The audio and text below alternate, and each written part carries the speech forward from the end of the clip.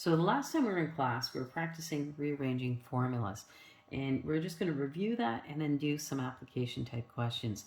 So these are actually formulas that you may or may not be familiar with. We've done this one, y equals mx plus b. That's the equation of a line. We're going to get into interest.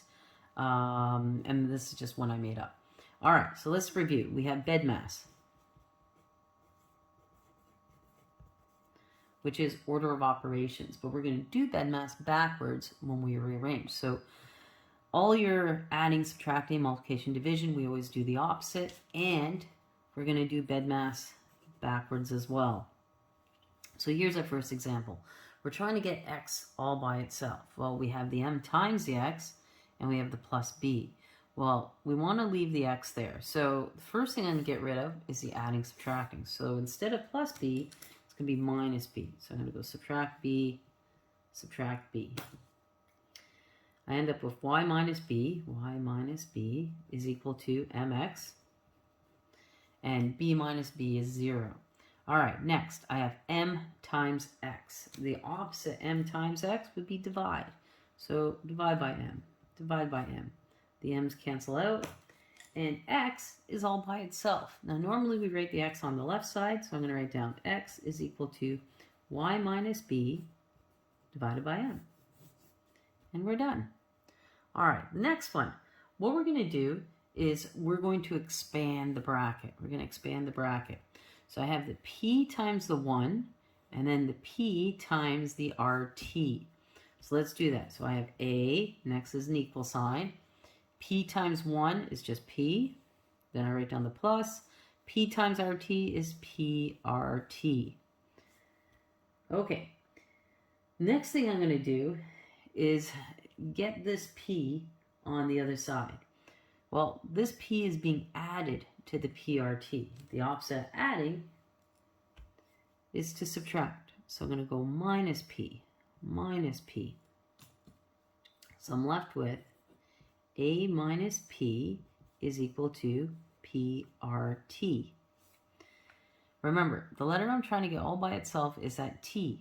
Well, now I'm going to move on to the multiplication. I have PR times t. Well, the opposite of times would be divide. So I'm going to divide this side by PR, divide this side by PR.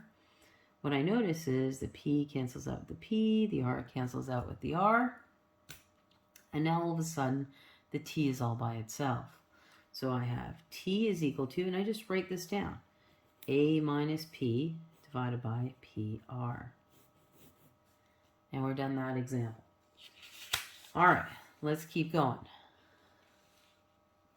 The next one I have here is back to the equation of a line.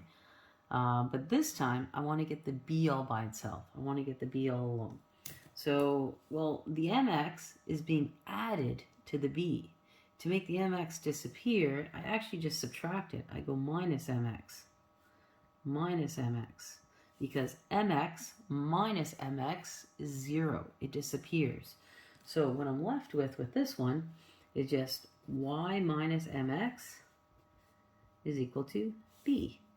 We like to write the b on the left side, so I'm just going to do that. So b is equal to y minus mx. Both these lines are exactly the same. Okay, just one I wrote the b on the right side, the other one I wrote it on the left side, but they mean the exact same thing. Okay, the last one here. I can't connect to the Wi-Fi network. And my Google's talking to me all of a sudden. All right, so the last example here. I'm trying to get the a all alone. Remember, we must start with the addition subtraction. Okay, so the u is being added to the at squared. So the opposite would be to subtract u. Let's write that down. I have w minus u is equal to, well, u minus u is 0, and then I'm left with at squared. All right, next, to get the a all by itself, well, I have a times t squared. Well, the opposite times is divide. So I'm going to divide by t squared, The t squareds cancel out. And again, the a is all alone. I'm just going to write it down on the left side. And then you just write this exactly as you see it. It's going to be w minus u divided by t squared. So the first set of homework questions I want you to do is number 1 on page 180. Okay, so number 1 on page 180. I want to do another example. So I want to do a distance, speed, time example. All right, so this is actually a physics formula, which is cool because I'm a physics teacher. Okay, we have distance is equal to speed times time. So that's what the letters stand for. So D is distance, S is speed, T is time. Sometimes they use V for speed. We use that in physics a lot. But anyways, we're going to say D distance, S speed, T time. All right, here's our example. I'm just going to move this up a little bit. It says a space probe is sent from Earth to Mars. The distance between the two planets is 150 million kilometers. The probe travels with a speed of 26,000 kilometers per hour. How long does it take the probe to reach Mars? So when you solve any physics problem, first thing you're going to do is write down everything you know. So when I go through here, it says the distance between the two planets is 115,000 kilometers. So I write that down. So I know distance is equal to 150, not thousand, million kilometers. So that's the first thing I know. I write it down. Next, it says the probe travels with a speed of 26,000 kilometers per hour. So speed is S, and we write down 26,000 kilometers per hour. So that's the second thing I know. Now the last thing is what I'm looking for. So I'm actually looking for, lost my green pen. It says how long. Okay, how long does it take? Well, that's time. So what you're looking for, you're going to write that down as well, but instead you put a question mark down indicating this is what I want to find. All right, so now that we've written down all our given information, we're going to solve the problem. We write our formula down. Our formula is D is equal to ST. So D is equal to S times time.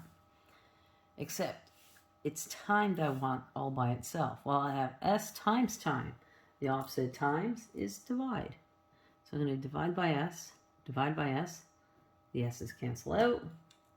So T is all by itself now. I just usually write it on the left side. On this side, I have D divided by S. So that's your first two steps. You write down everything you know, get your formula, rearrange it. Now you just plug in your numbers. The distance was 150 million kilometers, so 150 million kilometers.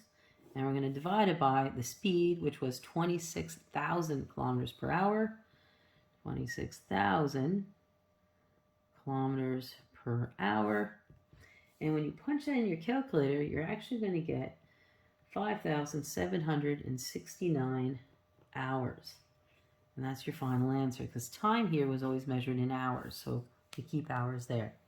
So the last thing I want you to do is number 2 on page 180. Okay, so you have 2 things to do for homework. Okay, I want you to try number 1 on page 180 and number 2 on page 180.